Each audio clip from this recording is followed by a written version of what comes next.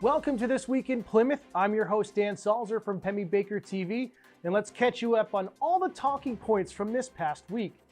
On Tuesday, November 1st, the Pemmy Baker School Board met at the high school. After the allegations from last meeting, Principal Parsons conducted an investigation to see if the controversial pro-life club that recently formed at the school had been disturbing the education. After finding no evidence of such, the board approved the club with a caveat that the name be changed from the Bobcats for Life to Voices for Life. We had some discussion on the co-curricular club that was up for appeal and review. This was the pro-life club that Mr. Parsons reported on, and Mrs. Welch had the club put on hold while he investigated certain accusations of significant educational disruption to the school community. Mr. Parsons investigated all the allegations that were reported to him, and he found no education disruptions. They also proposed a name change to Voices for Life. As the accusations were unfounded, the club may proceed with its new name as approved by the administration, or the board could vote to eliminate all non-curriculum related student clubs. So I move that the club proceed as approved with the new name Voices for Life, as there was no evidence of a material of substantial interference to the school. All those in favor? Aye. Opposed? Abstaining? Okay, great, thank you. After discussing the budget for next year, the public was invited to give comment, with people both speaking out against the club and praising the board for their decision. Good evening. Never in my life did I think that I would have to stand in front of a group of adults and ask for justice. This group has 3 teachers involved, one of which was seen and heard directly, verbally influencing students. How is the fact that I, along with 7 others, spent over 7 hours, which is more than 1 day of school, in Principal Parsons' office, not a disruption to our education? How is a discussion of a controversial subject, being this club, taking away class time not a disruption to our education? How are they preaching Christianity when those of minorities are hushed? How is this not a disruption to our education? Please rethink this. Spend your night thinking about this. How this club has completely divided our school. Please, reunite us and appeal this group. Hi, I'm Izzy Rosser from Holiness. I just wanted to say this school is majority of Catholic Christian beliefs, and as someone who is of a minority when it comes to religion in the school, I know what it's like in this school to be discriminated, told, and described as just absolutely nasty things. And I just feel like by allowing this club that's partially a religious-based idea, you're protecting a certain religion in the school when I, as a minority, wasn't really protected and can't be protected because of how small of a minority I am. And by protecting one majority over the minority, it's just defeating us, and I think that's something you should think about. Yes. Yeah, Seth Power Groaning. I just to the point. There are groups called Atheists for Life that are pro-life, and so to be pro-life is not a necessarily religious idea whatsoever. I looked at the pamphlet that wasn't preaching Christianity by any objective standard. So anyway, just appreciate what you guys did. Good job. Thanks. That same night, the zoning board met at 7 p.m. to discuss the request for a special exemption that had been submitted to the board. The details of the request were to construct a second primary residential structure on the 2.5 acre lot on 21 Melvin Road, which is in the agriculture zoning district. There's an application and a public hearing for parcel 223-029/21 Melvin Road for a special exception. So my intention is to construct a detached garage with a studio apartment, so I can place my father, who's becoming sick, in a close location, so I can take care of him. And so I, started the process and received positive feedback on the septic system perk test, and the state of New Hampshire passed and accepted that a septic system could be installed. And I'm at a point in time where I'm looking to start the process, which I hope to go forward with the construction job in the spring after the winter time. Will this be before the planning board as well? Correct, then you go through all the process that is required to get the building permit. How busy is this road?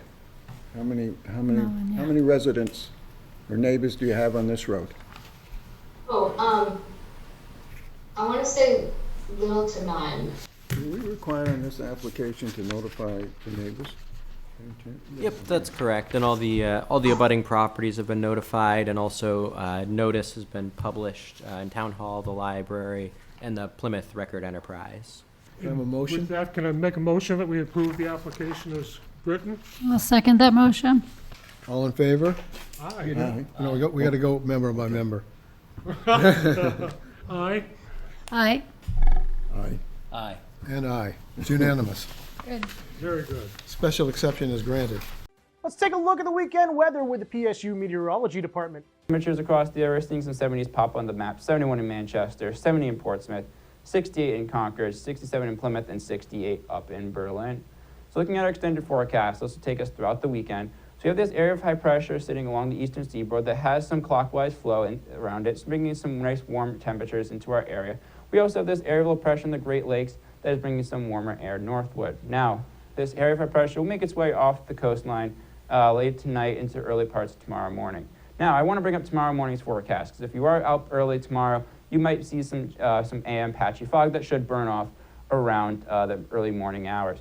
Now, as we go throughout the day on Saturday, temperatures should warm up to the upper 60s to low 70s with some partly sunny conditions expected.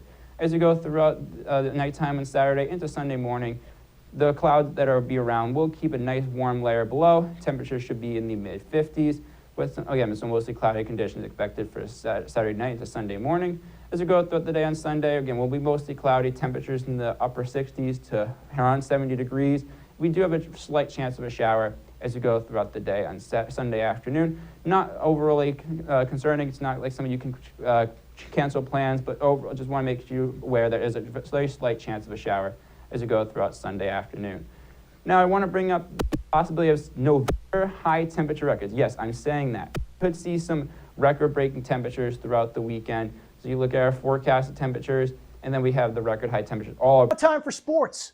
Bobcats football makes its 8th straight NHIAA Division II playoff appearance this afternoon.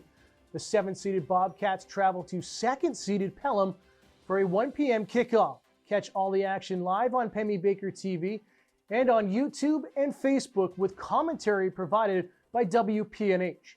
PRHS Cross Country had a great showing at the NHIAA Division II State Championships last weekend. The girls' team placed 5th overall, qualifying for this weekend's Meet of Champions, hosted at Alvord High School in Hudson, New Hampshire this morning.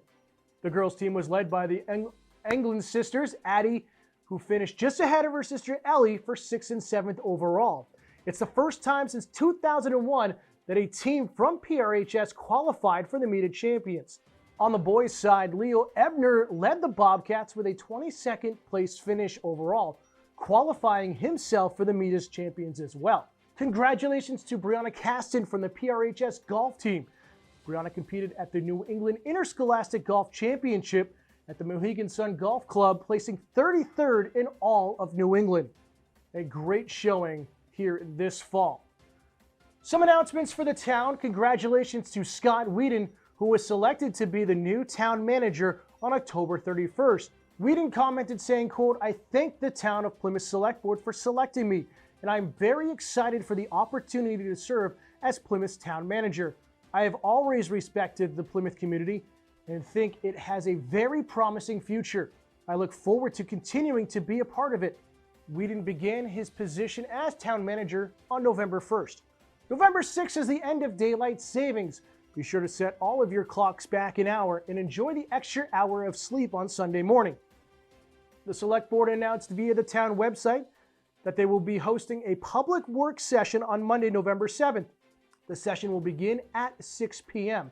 Catch it live right here on Pemmy Baker TV and YouTube. Elections are coming up next Tuesday, November 8th. Be sure you're registered to vote and go out and exercise your civil duty. Voting will be held at the Plymouth Elementary School from 8 a.m. to 7 p.m. And a reminder that absentee ballots can be requested up until Monday, November 7th at the town clerk's office, but must be returned no later than 5 p.m. on Election Day to be counted. In observance of Veterans Day on Friday, November 11th, the high school, the elementary school, and town offices will all be closed. The Veterans Day ceremony will take place at 10:30 a.m. on Friday in front of Town Hall. Catch the ceremony live right here on Pemmy Baker TV. Additionally, the high school and elementary school will be closed on November 23rd to the 25th for Thanksgiving. And the elementary school will also be hosting a parent-teacher conference on Tuesday, November 8th. The Plymouth Recreation Department is offering travel basketball now for the boys and girls in 7th and 8th grade. Tryouts will be on November 6th and November 9th from 6:30 to 8 p.m. at Russell Elementary School in the town of Rumney. Be sure to head over to the Plymouth Recreation Department website to fill out your Google form if you plan to attend. The Recreation Department is also looking for more participants in order to continue their planned bus trip to the Encore Casino in Boston, Massachusetts. Be sure to head over to their website or call 254-5869 to secure your spot. Thank you for tuning into this week's edition of This Week in Plymouth. If you have something you would like to share on the show or to be part of our show, contact us at the information on your screen. For our executive producer and Jonathan Picard, I'm Dan Salzer. Thank you for watching, and we'll see you next weekend for This Week in Plymouth.